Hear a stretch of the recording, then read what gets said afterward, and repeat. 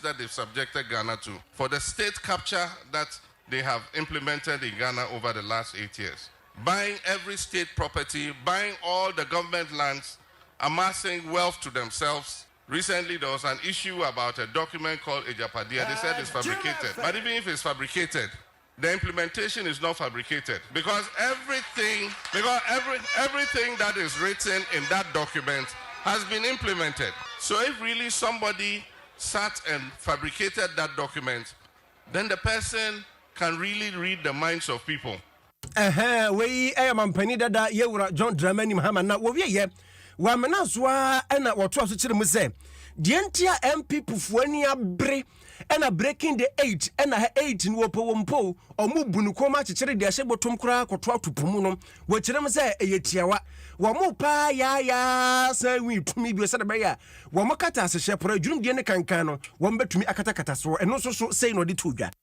Because how they could have written that document and read the minds of Nana Akufo-Addo and his family, that this is what they were going to do, that person is a proper creative writer. Because everything in that document has been implemented. And so the implementation cannot be fabricated. So they must be held accountable. And that is why Nana Addo says he will not hand over to John Dramani Mahama. Because he knows that when I come, I'll hold he and his family and his government accountable for what they have done. They want their vice president to take over from them so that he can come and cover their backs. It is not going to happen. NDC is going to win the election, and those who have made the people of Ghana suffer by misappropriating the wealth of the people, by abusing their office, will be held accountable for what they have done. And yeah, accountable na mekai and the mechanic tuning no penny 20 boys or the cobra fruit and one na yadaso aginamo ewo NDC amanyukum and Yewra John Dramani Mahama and someone na openina kasa. Nesama waka no eyetia wa wechire mu se nyankopɔ ya adom na Ghana fo se di okuso a ene oguso ebontoa nani abere ne ho a oguso ebontoa dindindin se Ghana fo hu boboto abama no December bosom de to sonson na ene obeye mampani se kunkuro so afuna mu swan me Yewra John Dramani Mahama ene de mpanifo ne kana no akeka se kunkurum ade ba ko esine no so pa eyekuayo ya de bia edena koma so sense wechire mu se he watena sidin hwache pa hwe enuoma Ghana ya krefiri nkrofo ma so de ba no kwasem ne hadwene nti ne sent wode hihie bi beba na hihie wode baba no eyetia wechire mu se obe create farmer service center eno ena oba be create enu abuso pen say na farmer service center de ba de ena oto no boase no ochirim say sa farmer service center no eyetiawa ene mpotemu bia no ye be create center wo ho a ene he emfidie ene akade a eboa emakuayo ekwantantam no ye nyina beguo enti ekoba say he ebi kura he we ekuani nhia tractor anasa wo de tractor ya adwuma na tractor ne say ya enya afa na obesoa tractor no de afiri ba bia wo de abankrasa mi besiesie ene farmer service center na wo ho no a na siesie ne kama de ama wo kirim se we betimi aboa ama nyoma dodo a ye krafiri nkrofo ama so ne nyina eso bete eno nkoda nchen ebetimi aboa ama enyuma enso atimi abu ewo maimu Yewra John Dramani Mahama nsimini. NDC is coming to establish farmer service centers. Every farmer service center will have at least 10 tractors with planters, harvesters, everything that a farmer needs. You have fertilizer, you have weedicides, you have improved seeds, everything. And each farmer has to register with the farmer service center closest to him. They will come and measure your farm and see how many acres you're doing. They know how much seed you need. They know how much fertilizer you need. They will come and plow for you. They will harrow for you. They will plant for you. And they'll do it on high purchase, on credit. And when you harvest your crop and you sell, you come and pay. So that the next season they'll have money to support you again. We no farmer service center no. No. Na we ye eno kire mu se we de akuafo madawroma. Enhihye ya oguso ba ho dawure ebewie mu de agise mu nyina mu dim kokoro moti kwesi so December bosom de to so to abama no enti endei wode adesrede ato akuafo anim se adabra ka omo nto abama no watafre na batwe se bohye bia wahye akuafo no behwe so obedi so. NDC is coming to establish farmer service centers. Every farmer service center will have at least 10 tractors with planters, harvesters, everything that a farmer needs. You have fertilizer. We also notice that the bulk of our people here are farmers. And so we need to support our farmers to be able to produce. The problem with our economy is that we are import dependent. Everything we import from outside. Indeed, food products alone account for almost $3 billion every year of our import bill. And a lot of these things are products that we can produce locally. Even we rely on our neighboring countries for some products like onions and tomatoes. And these are all things that God has blessed us with. The land, He's giving us sunshine, He's giving us water to be able to do so ourselves. And so we're going to come and assist the farmers. Anya yeti ye mampani dada yewra John Dramani Mahama enei wono ena etu franka ede ama NDC chiniye amonyuku na nudisem ena wuti ye super weekend news memede da nwumna de no osuguso wuti no na yentro soi na memfa wonko ensem fufuru mum mrasha bedwani ema adehia ewo klote kole Dr. Zinato Ajeman Rollins mami akaza wachirem se womani moya hye womani moya dina ma emprempre wakasai wokọ ne mpatam wo a emabunu enkwada maamefo enkankan mo omufie wanimu paa no dwete po mo benya dwete se ene wanya sika ne tie ne ya wade kwayare sabia ama ene eja akwakọ ni paduam no wachirem se ho ayedene sika ho ayede ama mo yade omo ntimi kwayare sabia no nkoda nchen National Health Insurance no kura no wachirem se wo beko ba bi no yese yade wedi entimi nkova ene ho nkeka ho ni ho bebre ntia ka mama ne chirim se da bi won tena ho ema sabi mpradua asan koda we na nkada chi yebu na nkarefo abeka na ka ho enti ene free health screening wode ahihya so ama ne mpatam wofo no ene wo so obi amra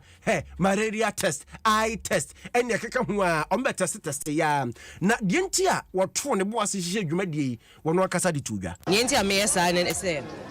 se wo hwa yen crofo pia ewo constituency no mu sika wo mo de beko ayarsa bia no enso wo mo na fe so hwe de okoso NHIS card no so mo call hospital no crap wa sometimes de almost hwe no card no entimi ntua ka enti eyesa na wo mo ba hana yehwe wo mni nran mpenimfo ne nkola nyina yehwe wo mni ye ma checks ne bibia said the be blood pressure ne malaria ye HIV ne hepatitis ne vaccinations crapo said the be ya one ma intimi inquire sabia no crapo wo mo ba ha na yehwe wo mo kama na owie ye na adehie bi ene free health screening wonya so mfaso enso ene adom kase no chemse no kwase no omani aso pa na de mamene kanon enukure trodo ya damasi adwuma na mama eni Dr. Zinato di baye no eyemaye o hwe yarefo eni de anenim ye niya o hwe amuni nyina enti ya damasi pa se odisaya adwuma we aba yaman buo ni nyina ayadi ukuta skapa o hospital beka say insurance cover yaman nyina ya be ma opara de aka no ya be trauma na wakọklom na wakọtọ ni nyina enti ya da mo asipa se ne omutumi hwe wo ejuma de yi eyefe na esumbo because imrewa bebre na ewo osu alata brogodo ha omoni ye omuya omuhia sa ejuma de yi se yen be hwe omoni na yenya bibi papa every mu bra because ejuma we de eyema yen pa na esumbo so mayen Dr. Zinato Ajeman Rollins ena enya wono ankasa bato mpesua so timamufobia nei wodwumadi a wodi wonya so mfaso bi ena de abasobo ensem mano no yemfiri ehoi na yentinsinsem fufurumum mampani abedi akire Dr. Mahamadu Bawumia wono enetu franka ede ama MPP osunu kokrokwa manyuku enenei wadi atodwa ekire mo se emfempem yenu ene dumienu 2012 Manifesto promises ahodo a mampani dada yero John Dramani Mahama begina simpie ni apaso ka kire Ghana fo enamba meyewei enamba meyewei enamba meyewei ni nyina no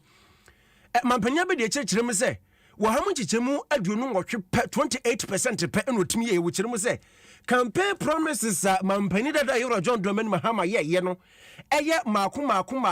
ahanu ne aduo 280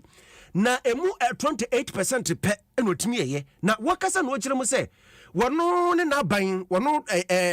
Dr. Bawumia ena dankwa kufuado omo promise ene omo promise Ghana from fimpim ebesi saa bere wahamu chichemu aduo 83% eno matinya ye na odi nsimo nyina to dwa wabra ene youth concert akoso ewa krupon wakasa ye. When he was running for president in 2012, we've looked at his manifesto. He made 280 promises. 280. He did not fulfill 203 promises. 203.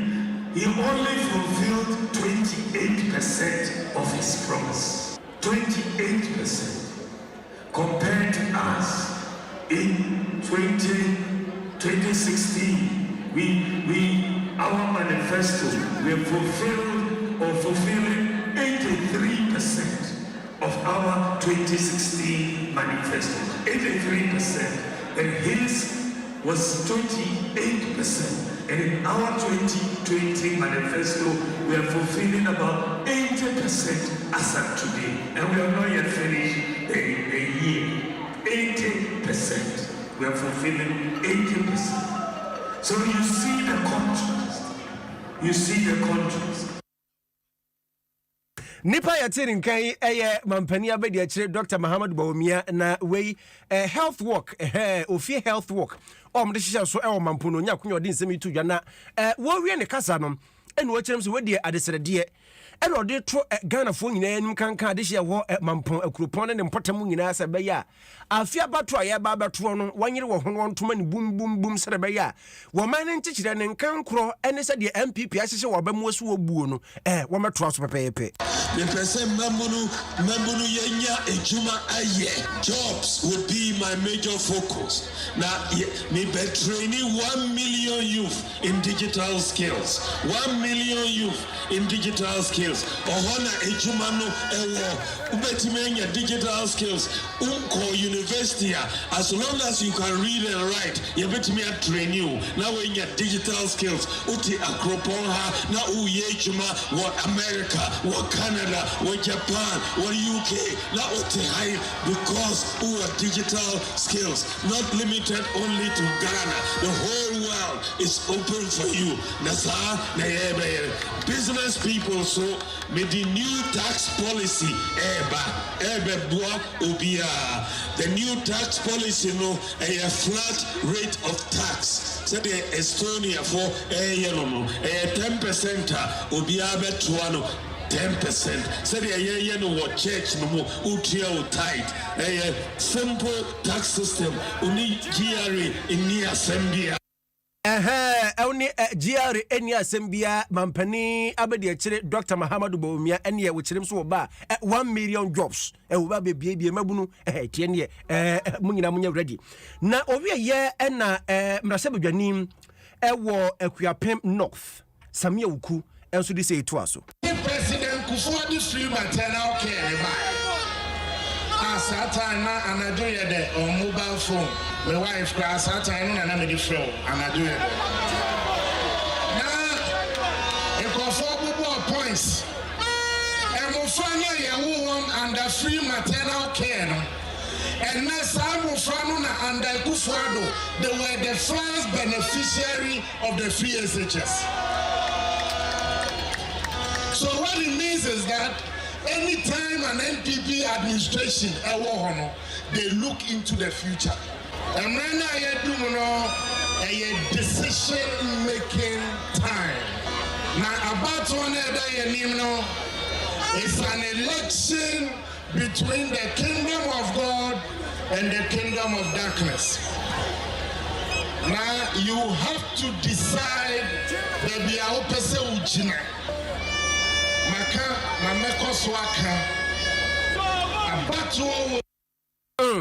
atiefo emfanche yewura same awuku anyamra se bedwani ema de hye wo akuapem north nemum wo gina wo MPP din mu na wo ba be premra se bedwa akunya no ne na wuti yi yento sway na yenyina mu ewo MPP ho a se ya bwandis ya ni atiesim MPP ene kase ebo no nekete kama yegusu ya kinka dia maw na mampani abede che Dr. Mahmoud Bawumia ene MPP National Council empanifo no ene wo nyina kwasetena sanse wo kirem se United Gold Coast Convention UGCC enya mfinhia no aduoso enso 77 years na enei na wo hye hofa Founders Day ina keka ho a na opaninya kwanya ene wakasa eno chemsa no kwasemni empanimfu akwo ye free sa bre no so a besi na enei UGCC ene atimi akona nimu a betwa butu abaye MPP nya keka ho no kwasemni wo mayade o mayade pa twasa pade ato ho a mampani na na donko akufo ado ene obeso mu wono so to aso a no no wo hyebo atafre na batwa aka ne prenye premfa se enhyehye ye empanimfo ede to ho no sasa no a eno ba bedi so wonsesa hwe as flag bearer and by the grace of God the next president of Ghana. I am committed to continue this enduring vision of our founding fathers. Dr. Mahamadou Bawumia Frankatuni Edema New Patriotic Party. Na owie ye na kane Speaker of Parliament Professor Aaron Michael Quay. Enso ede futuom ekoma MPP amanyukuo ma se wanyere wo ho konkoden pa na ade abako a ede na koma so atese enenije ho pa ne se enei wo moto wo boase eyi Dr. Mahamadou Bawumia se enei wono na any party nanim. And we thank God for him. And I must congratulate this party for doing the good service to the party itself by voting him as our flag bearer. Of course, he had to be so. And we must so rule, govern, and practice certain principles of excellence that Ghanaians must see us as different. Kane Speaker of Parliament, Yura Mike Okwe. Anudisem ena wuti ahaya Adom 106.3 asempa 94.7 santimantem yinhira 104.5 affiliate wo hane aduonu wamuni amonone yenyina ne aka boma super weekend news memene da nwumra de naked yeguso aye kenkan de ema wona mameko Facebook akramra mameko Facebook akramra na menkenkan omanfo adwenkyire ni bi na mo kwame de ato kama de mame mamenkenkan wo so adwenkyire ne kakra san se kase ebo no menewa na ekenkan Amidu Ediaba or say NDC all the way Ankuma Foster also Ediaba say or her life a free of Fwasi Iribi otie kase bonde dende pa na otron tintin say ba ne kind ed ne papa Evelyn ya yo or say Nyankopon ayi NDC ene JDM kurada da ansana abatro no ye ba betro yo Lanza udin manyani ye ayo o say wind of change is coming na just say emframa ebo den sesa ye ba ene eguso ebo den pa eso kwa untaso enso de aba se dia okai wintumi nka nana kwa mo aboaten Abrekuma Central aka Dr. Bawumia is breaking the age na ede aba osise no today hone die mintimi mfantos ne mum dia woka ko wia ne se mampani dada wo kirim se woni bibi papa bia bio de boa omai kronkron Ghana Asare Kennedy enso de aba ose ADC and dia when dia gise wan kasa obeka etwa so Kofi Parliament adiaba osimununkum yirohona ya adwuma papa or her life free aguna bobikuma mamenkoma nimai na afebre pam ne mensa maje brem na menkenka wadwenkyire ne bi emfama wo nananom ene timamufo wo Kranten Abotan Debi abotan abotan enwa no matwa we ewo Kwawu Afam Plains South Eastern Region asem na making na nana asiedu akra ene ne wade atodwa ekire mu se ensem ha wo mo ensem ha wo mo eyetia wona kire mu se wo mo bridge wo ho one asai akwantempon enye electricity nsem enyina na so ye cheap compound papa bia ni ho school tese wɔkyerɛm sɛ ɛnneɔma ɛtete wɔ mo paa ɛwɔ hɔ no ɛnyɛ asɛm ketewa nti ne wɔde adesrɛdeɛ ɛto ankorankora nim ɛne aban ɔmo ɛka bi ɛwɔ mu anim sɛ wɔde adabraka wɔ mo bere gyibi a wɔn mpatam wɔ abu a kyɛ sɛ wotumi sɛ sɛdeɛ adeɛ ne ayɛ no sɛ mpanimfoɔ ahwɛ anyɛ biribi amfa ho a ɛbɛtumi deɛ ɔyɛ ne kɛseɛ aba adana nsɛm ni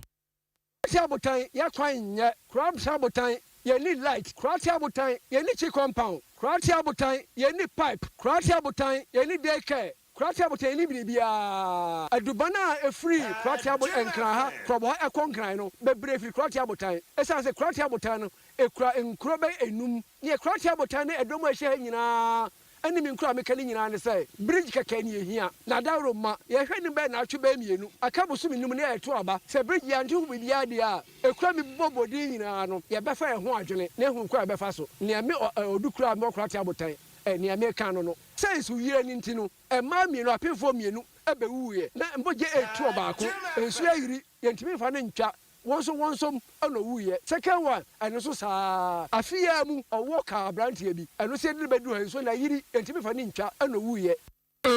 nana wono ena eja dikuro ema krantia botan ena enei wodena no December tudwa wosu efra ban ene ankrankran na timamufo bi enso ede wano December etudwa ohaw abebrese amani huna wo kom ekira ban tutobra akuafo yentimi nkɔ afuom obeso no asan ɛsa na kɔm de ye titiri ankwala no so omutimi nkɔ school saa de ne ye ha opa den be wanwa sɛ oba atan bosome nkono na awa ka no esan sɛ ye bridge ne enye na ensuo ne tumi yiri na obi nkɔ obi manti apemfo ne wu nti yɛsra aban ye de adesrade eto nanim ye pa ne kyɛw yɛsra no onhu ye mmɔbɔ na ye ma ne nso na yɛntumi nfa yɛ ho fa yɛ ma yɛsra ban no ɔnya bridge ne ma yɛ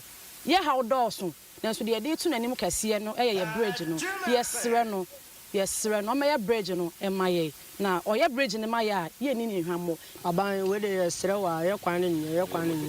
ntimi yɛ motokin rada ntimi kofa load yɛ bɛ carbon kana kyɛ ntimi ntwa nsuo no nti yɛsrɛ so bɛ bridge ne ma na ntimi fa no ban no nkɔ krɔbɔ na yɛ nnuanom so nya bi ndi yɛ so yɛ nya bi yɛ hyɛ ho wei timamufoɔ anu December ena wuti yin mamenko YouTube kakra na menkenko adwenkyerɛ enkyɛ na wɔtwe nsɛm ahodo asisi ye yɛbɛto yɛbo ase na yabobi tɔfa enso so de amaw ɛwɔ ha na menko YouTube kakra na nansen na ɔmo ne me ko sɛ me ba Facebook fo no nko na mekan na na kosa de aba ɔse mechiachia obi o mechiachia obi a Steven Chumbasi Ankra enso se otie yɛn Filikas yɛbɔ pa enye asɛm ketewa kora na Steven de duade ka hu wone hwan Amwaku Solomon enso de abase mampani da eni bibia bio de ma oman konkron Ghana nana owusu enso de aba ono so asemo nana kosa de ni bia na ono so de bae Prince Bechi enso se ohwe life free Spain ose kaseyebo no emu da hopa wotia enye asemketoa Edu Jamfi de aba ose don't trust NDC Ghanaians say ayo Amadu enso adne dia ba Amadu udie mintumi enka ewafidie so Kofi Parliament ro de nam se maka o Facebook dada Cynthia enso de enchia ne ba wo se oma Adom listeners nyina adwo Kofi Parliament ode no ye Kofi ode ba bibire duro Philip de aba wo se ohwe life free Germany na ye kule no ehuna manium Sir Philip na ka kule no de no ene de wanfa kule no asema ma na chese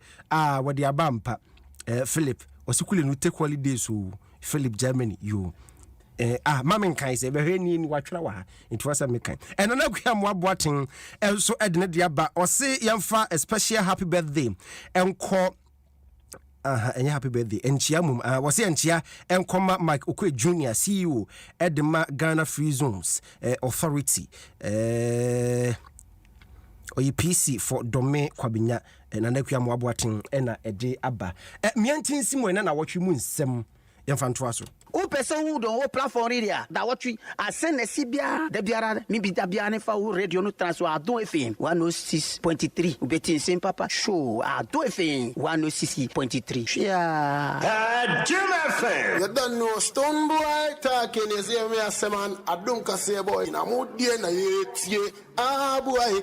to the biara we asen some dozen e person me TV asen some one just Adom news Benin Cotonou Adom FM so you are far Adom FM, it means yeah, I mean that is it. Yeah, I don't know.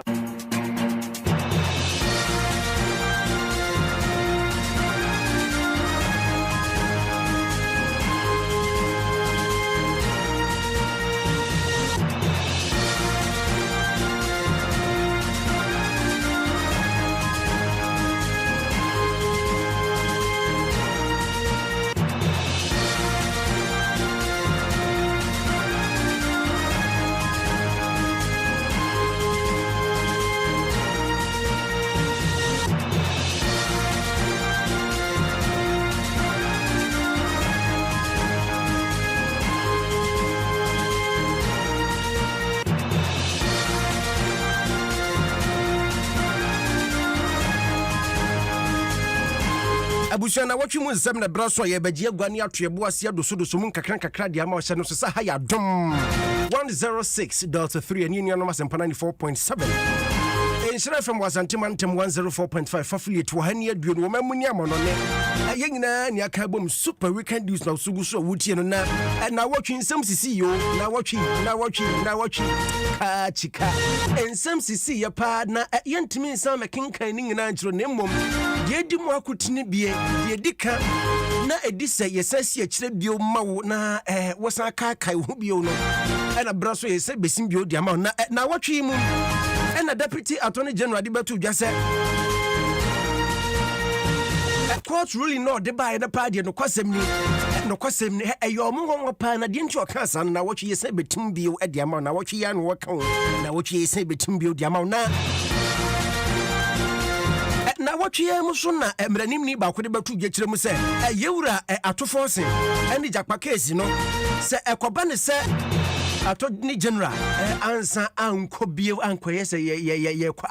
api da se enu na wiye no na aba no na wotwe am so na ene na ukopie mu mra se bedwefia na nyasem ketwa dom ketwa na wo ho ene ekoba se wo mo pani yewura atofo se yedi nkunim kohwe jubilation po mu jubilate ye pa wo mra se bedwefia na nyasem ketwa na wotwe am na si yese betim bio dia ma na wotwe am na Ghana mampani na dan kwakufu ado ene okopa dwuma bi ho ntoma ene ani atodin drip na sa drip no eye mfidie pa muntumum de ade kwai bi ene ye ba che de ama constituency sahodo na ja potem akwantempo no wo mo so hwede asiesie na wotwe am ne pa ho ntoma ye se betim bi odi ama na wotwe am na dwumbadie yi mu na esoafo a wono na hwe enkron keto mpuntuo so won do ho wone drip no won sa drip no ho wone ma eye MCCDs fo no de ba MCCDs MMDCs fo no se why e becho pa sa fidi e de aba no unyusu ni ye ne pa de no kwasem ni emra no bedi wo so be hye pa panini nsem no yesen betim de ama biyo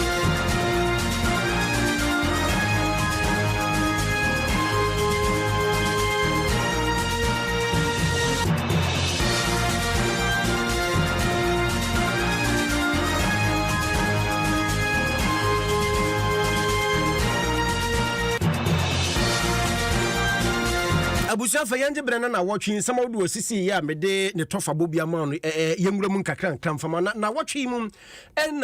deputy attorney general yewura tua yeboa de ebetu dwa ene dwaso nsem dwumadi yeso en obeka se no kwasem ni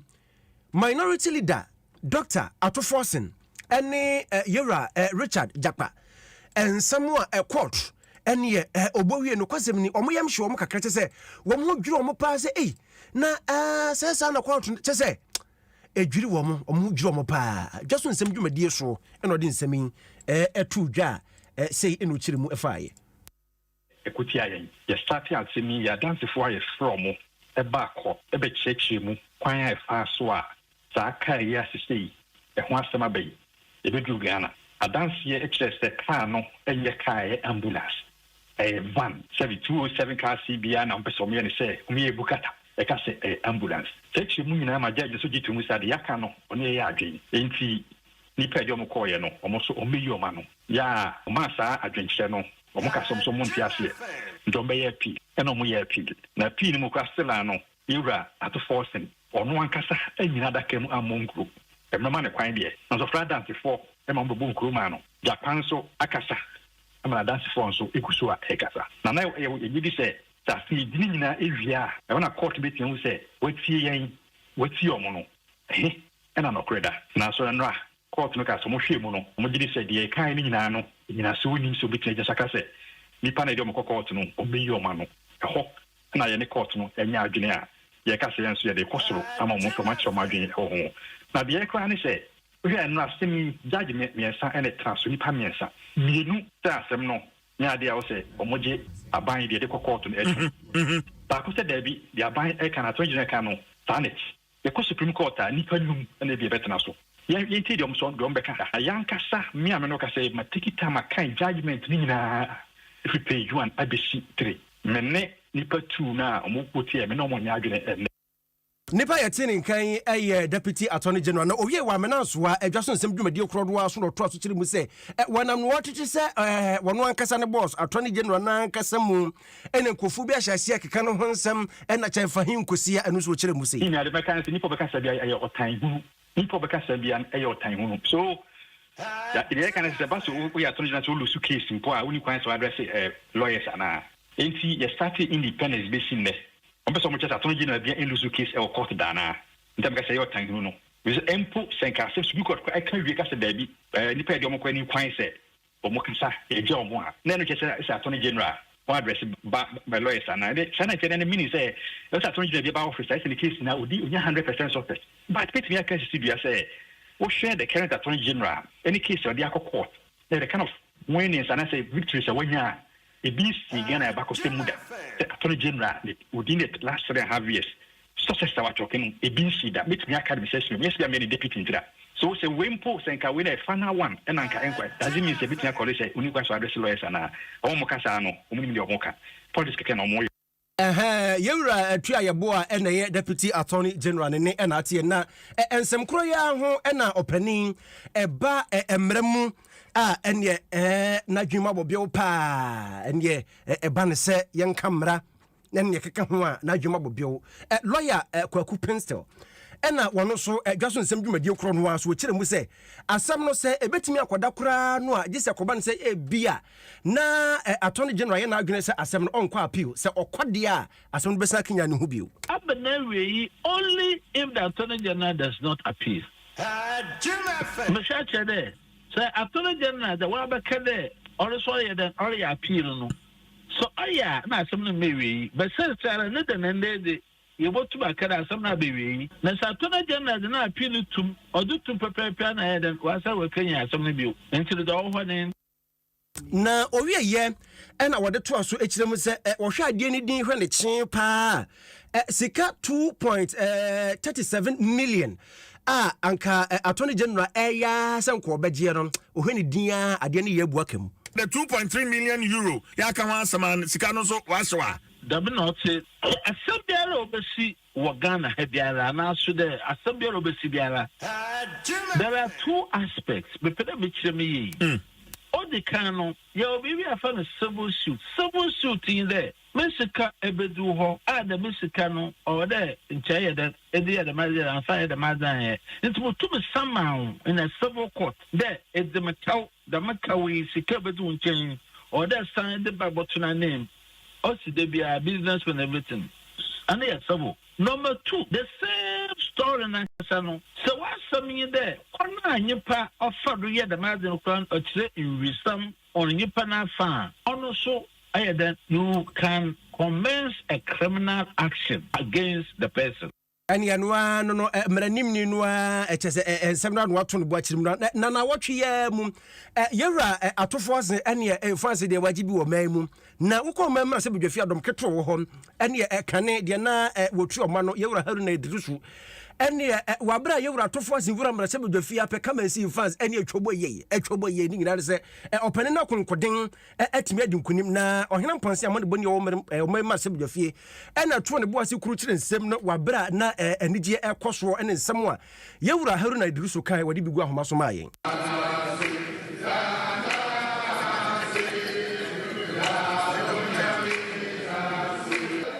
by a 2-1 decision,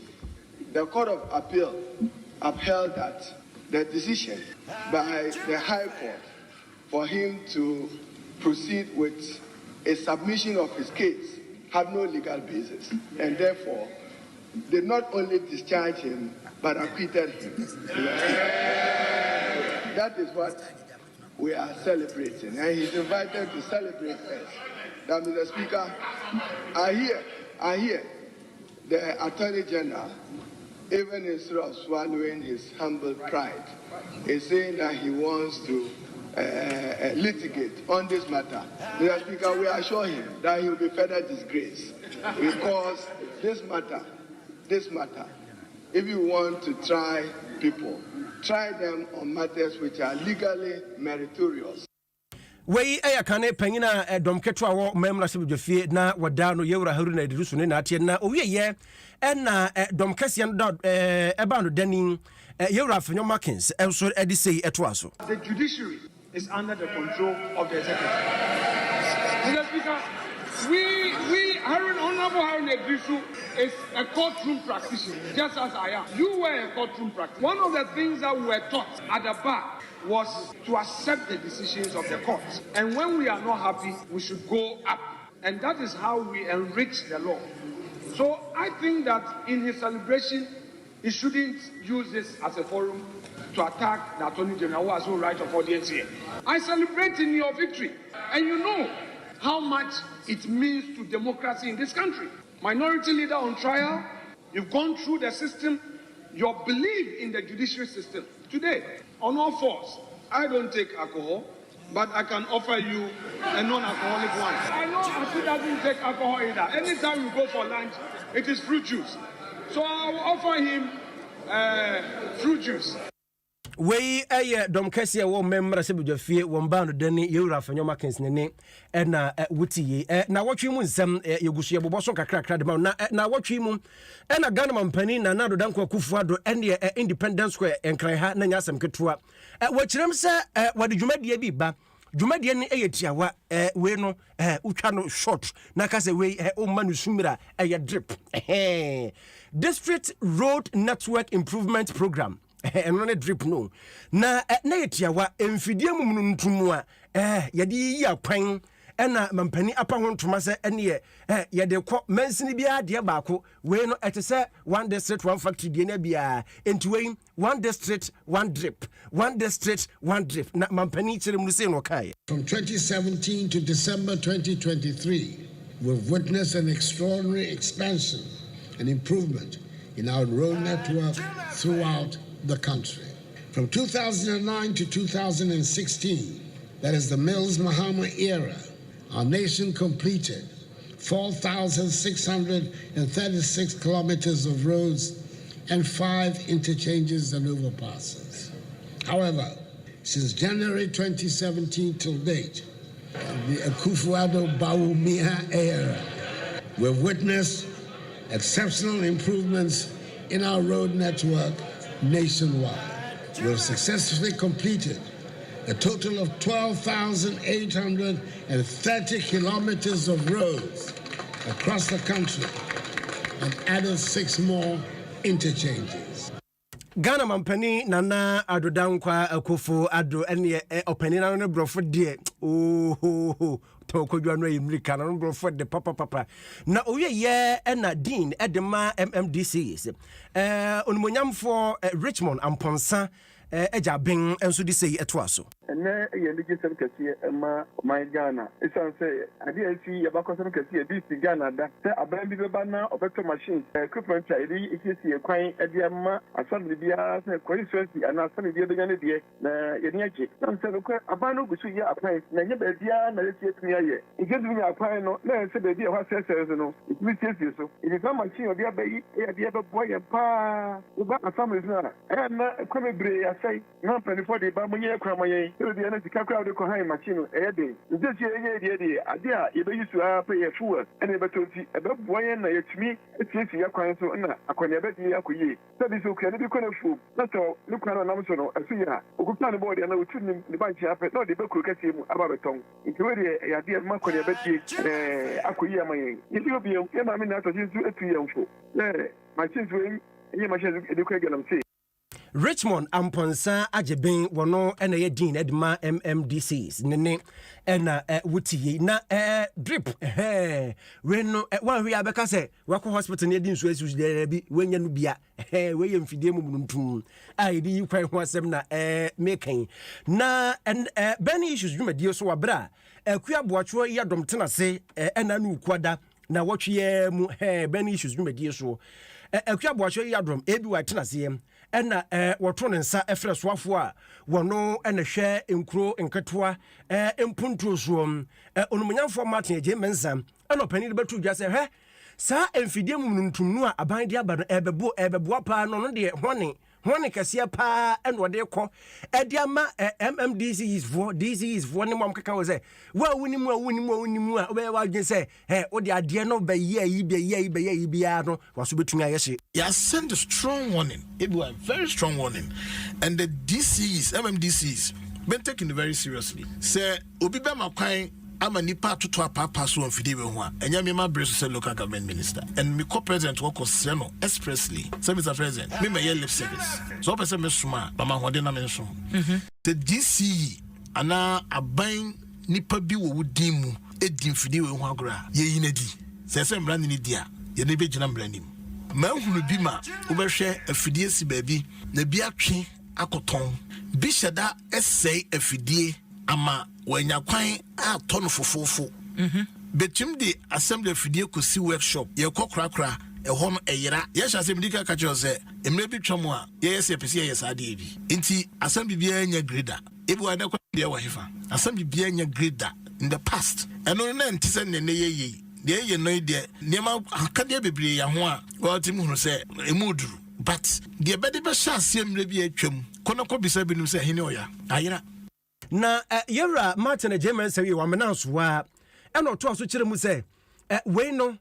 abosumi nsia edi kan de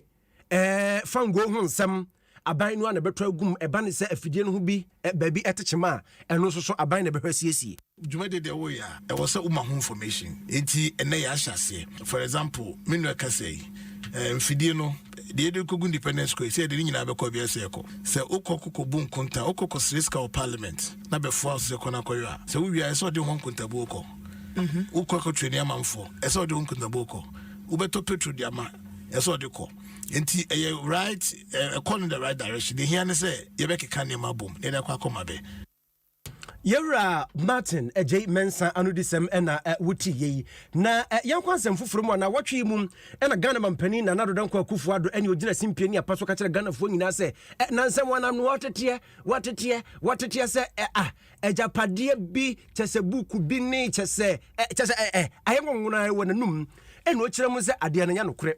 enya nokura da biara nti Ghana fo mumontungu o kyerem se wei NDC kyene amonyokua na asada pese wono na momonuo omugu hu finti no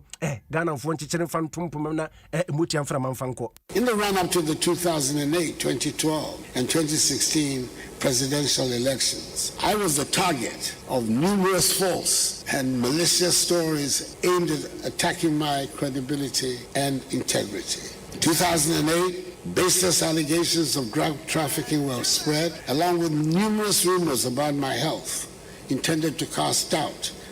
on my ability to serve as president. President Kufuor was also accused in 2008 of having sold all of Ghana's gold reserves. Again, the 2012 election saw false reports of my alleged arrest in London for drug possession